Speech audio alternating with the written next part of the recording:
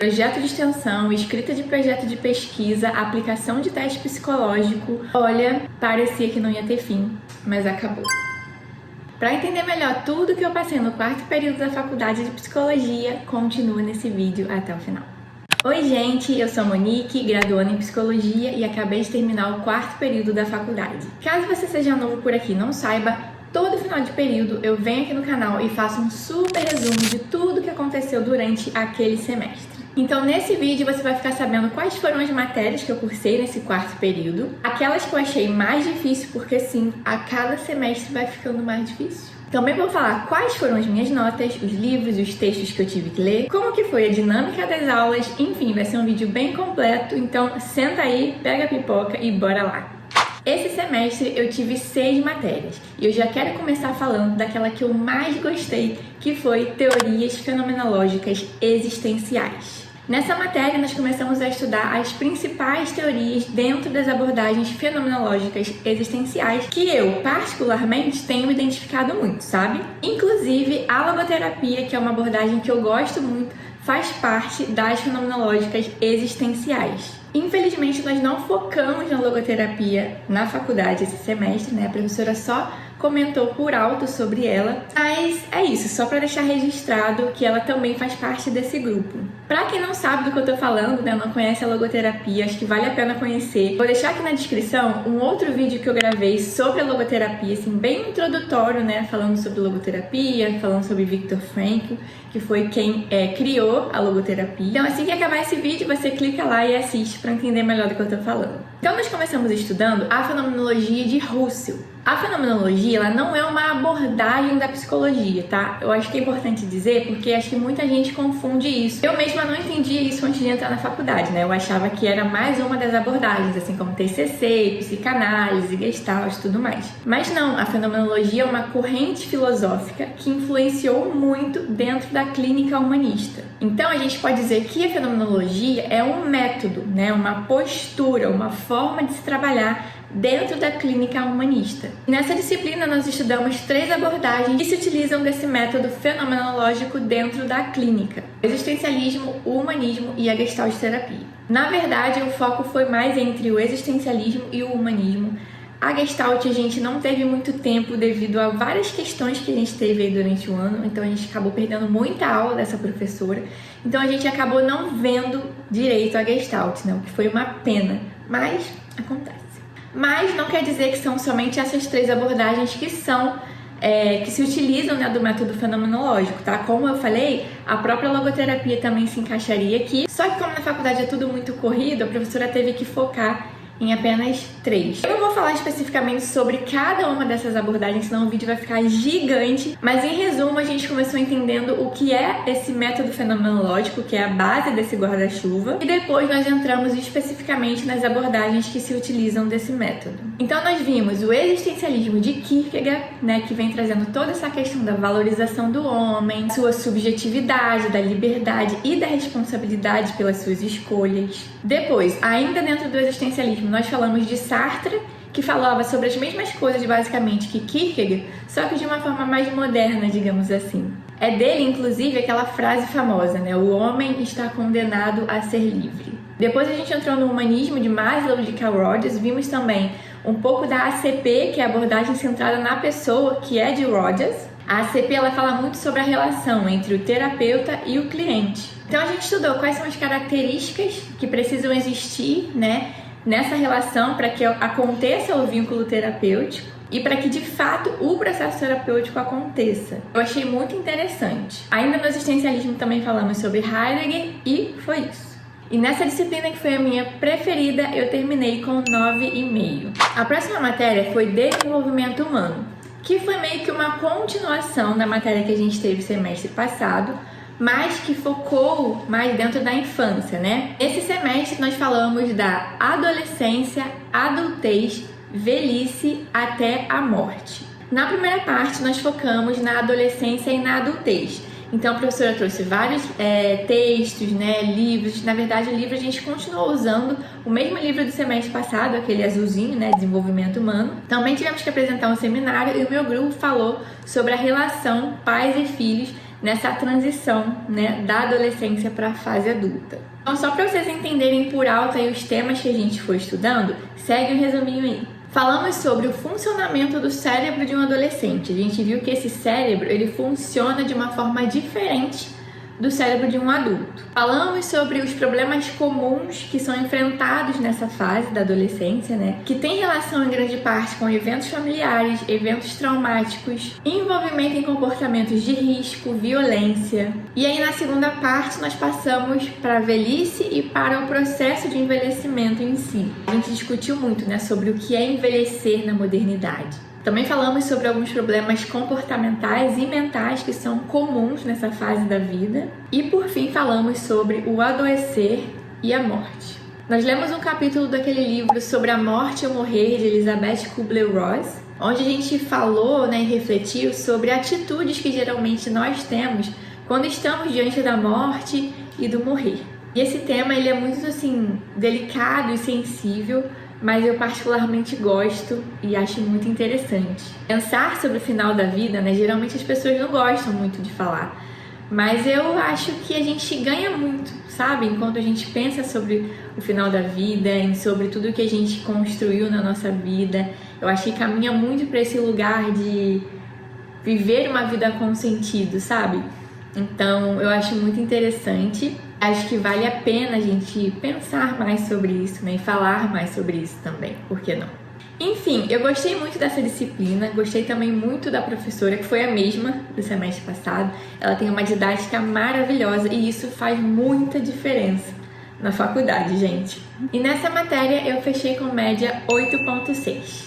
A próxima matéria foi a que eu considerei a mais difícil do semestre. Tchan, tchan, tchan, tchan. A avaliação psicológica. Essa matéria eu considero importante de ser entendida, porque todo psicólogo em algum momento vai precisar fazer uma avaliação. Principalmente aqueles que vão trabalhar, né, com atendimento infantil e também atendimento de adolescentes, por exemplo. Então é uma matéria que é importante sim de você compreender, pelo menos a base, tá? Mesmo que você depois não queira se especializar, fazer uma pós em avaliação psicológica, é importante você compreender os principais conceitos, sabe? Então a gente começou entendendo o que é uma avaliação psicológica e o que é um teste psicológico. A gente começou diferenciando, né? Porque são coisas diferentes. Apesar de parecer iguais, elas não são sinônimos. A avaliação é mais complexa, né? Ela é um processo que tem por objetivo produzir hipóteses ou diagnósticos de uma pessoa ou de um grupo de pessoas. Enquanto que o teste, ele vai ser um instrumento que você pode utilizar na sua avaliação psicológica, vai medir aqueles construtos que não podem ser observados diretamente, como por exemplo,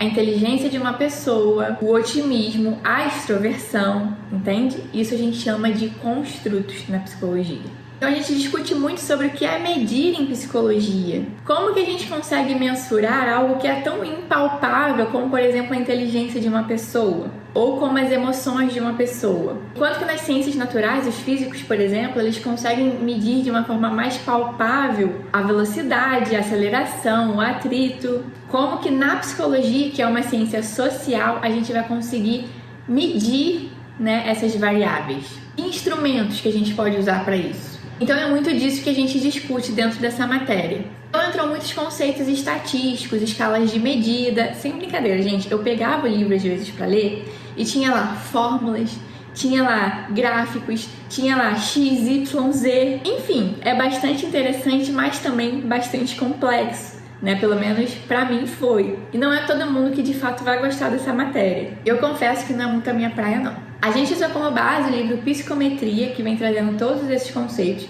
Eu vou deixar aqui na tela, em algum lugar, a foto com a bibliografia dos livros que o professor indicou para vocês terem uma ideia. Mas uma coisa bem interessante que teve nessa matéria foi que a gente teve a oportunidade de fazer 2 testes psicológicos na sala de aula, que foram o BPA-2 e o teste não verbal de inteligência. O BPA-2, eu estou com ele aqui em mãos para mostrar para vocês. Esse teste aqui, ele tem 3 etapas. E em cada uma, ele vai medir a nossa atenção concentrada, alternada e dividida. Ó.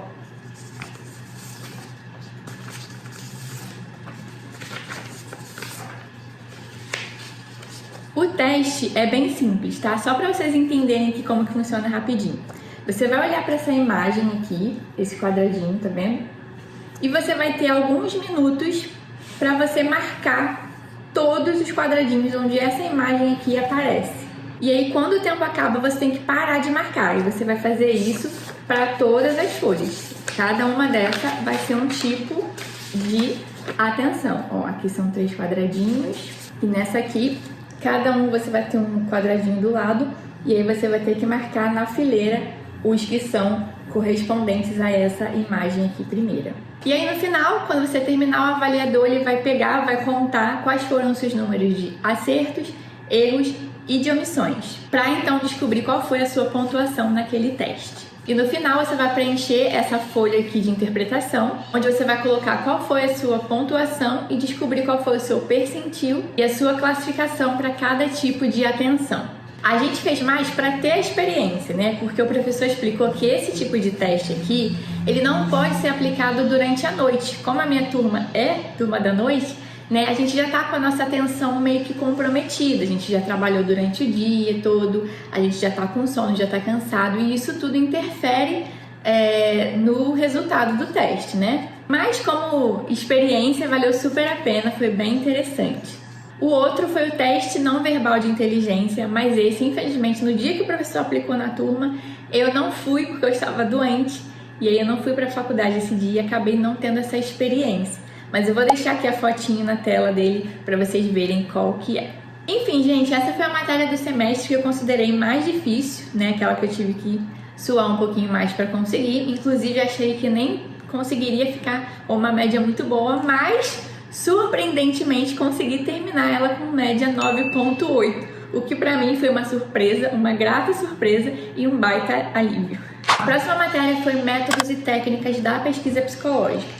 E essa matéria meio que conversou um pouquinho com alguns conceitos que a gente viu em avaliação psicológica. Como, por exemplo, aquela questão do que é medir, o que é classificar dentro da psicologia. A gente começou estudando o que é ciência, o que é método científico, seus objetivos, suas características. Também estudamos os tipos de conhecimento que existem, que são 4: o filosófico, o teológico, o de senso comum e o científico.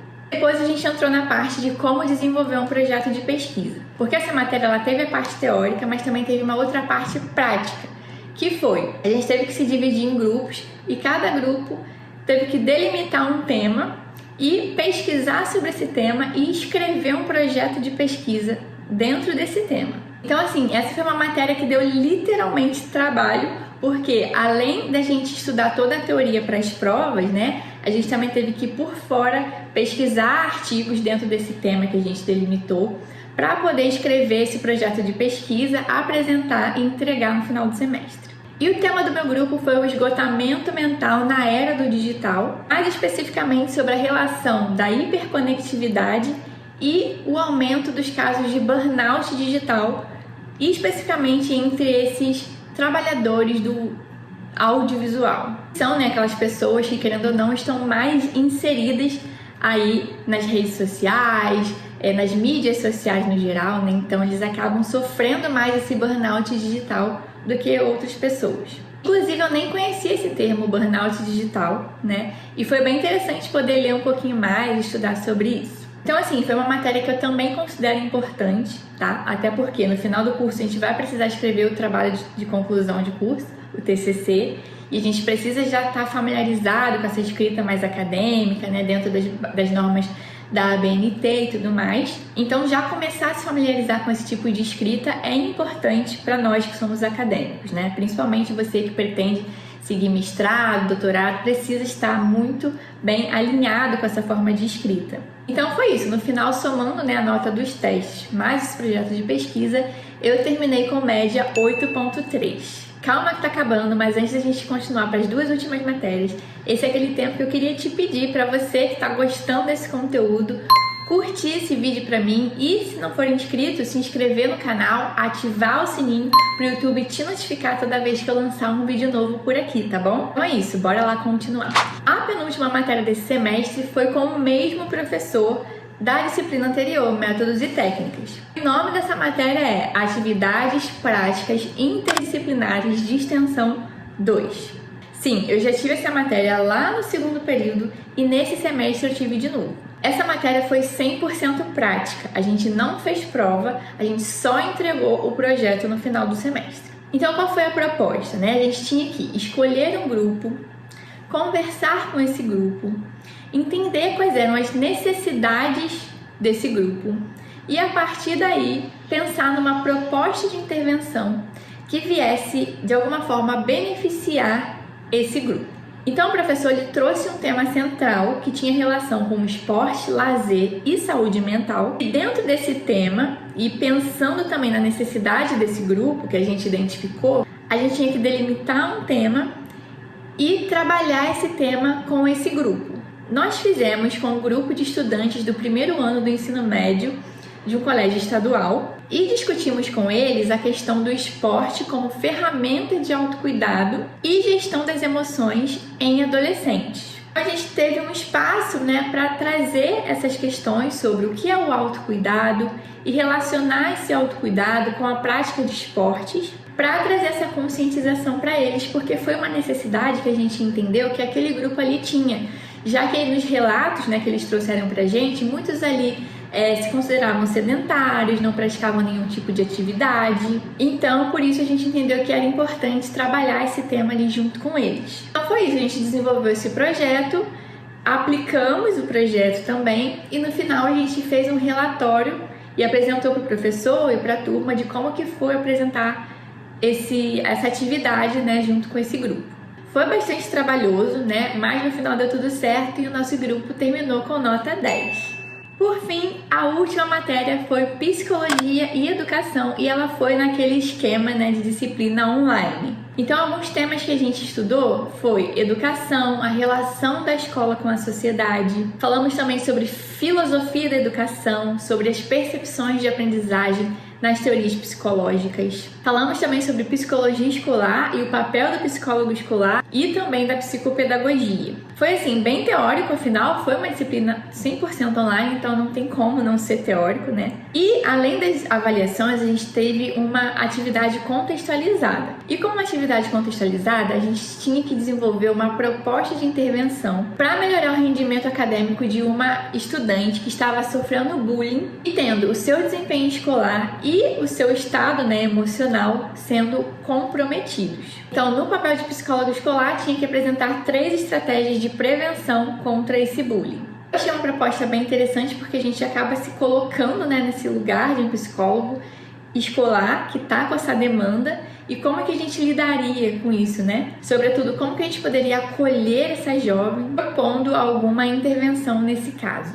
Essa matéria eu terminei com média 8.8. E foram essas as 6 matérias que eu tive. Eu espero que você tenha ficado até o final e gostado de conhecer um pouquinho mais sobre quais foram as matérias que eu tive nesse 4º período da faculdade. Eu sei que tem muita gente que é curiosa, para saber como que é a faculdade, o que a gente estuda, se é muito difícil. Eu sei porque eu também tinha muito essa dúvida antes de entrar, Então, justamente por isso que eu venho aqui todo final de semestre, faço esse super resumo para vocês, porque eu acho que traz uma clareza maior aí para vocês que estão buscando entender como que funciona, para saber se é realmente isso que vocês querem e tudo mais. Então me conta aqui o que você achou desse resumo, se você gostou, se você se identificou com essas matérias, se realmente era isso que você imaginava que se estudava na faculdade. No geral, assim, eu termino esse período bem satisfeita com o meu rendimento. Eu adotei esse semestre um novo método de estudos que deu muito certo.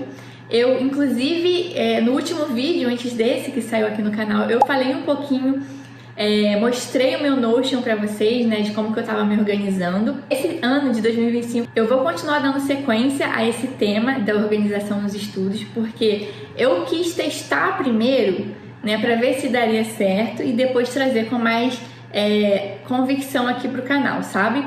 Então, como eu testei esse período e vi que deu certo, eu consegui melhorar, inclusive, as minhas notas em relação aos outros. Eu achei que eu fui bem melhor. Então, eu vou trazer para vocês a continuidade dessa sequência sobre organização nos estudos, tá? Para ajudar vocês, porque eu sei que vai ser muito útil, beleza? Então, fica por aqui que 2025 vai vir muita coisa legal para vocês. Então, é isso. Para finalizar, eu diria, que a faculdade A jornada na faculdade de psicologia é também uma jornada muito sobre autoconhecimento, né? Cada semestre a gente vai conhecendo coisas novas, novas teorias, novas abordagens, e a gente vai se identificando com umas, com outras nem tanto. E isso faz parte, né? Já que a faculdade ela é bem generalista, a gente vê de tudo um pouco, mas é fato que a gente sempre vai em algum momento se identificar mais com uma ou com outra abordagem, né? E isso é muito legal, isso fala muito sobre nós mesmos, né? Sobre autoconhecimento, sobre a nossa personalidade, enfim. É isso, gente. Eu espero que você tenha gostado muito desse vídeo, que tenha conseguido aí clarear pra você. E eu te espero então no próximo vídeo, tá bom? Um super beijo e até lá!